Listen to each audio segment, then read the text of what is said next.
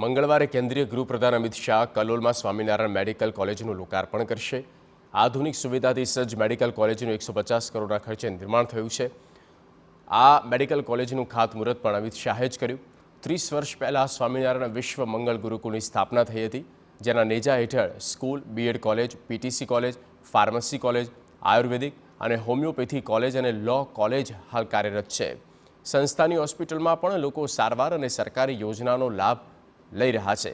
કલોલમાં અદ્યતન medical college બનતા આસપાસના વિસ્તારના વિદ્યાર્થીઓનો લાભ થશે। કોલેજમાં 20 અનુભવી ફેકલ્ટી 150 વિદ્યાર્થીઓને ભણાવશે। બેઠકો વધારીને 5 વર્ષમાં 650 વિદ્યાર્થીઓ અભ્યાસ કરી શકે તે માટેનું લક્ષ્ય। કોલેજમાં લેક્ચર હોલની અંદર અદ્યતન સુવિધા સાથે ઇન્ક્લુડિંગ ટચ સ્ક્રીન ટીચિંગ માટેની ફેસિલિટી છે। લેબોરેટરીની સગવડ પણ અદ્યતન સાધનો સાથે છે અને ડિસેક્શન માટે દેહદાનના 15 દેહદાન મળેલ છે, તેના ઉપર પણ ડિસેક્શન શીખવાડવામાં આવે છે।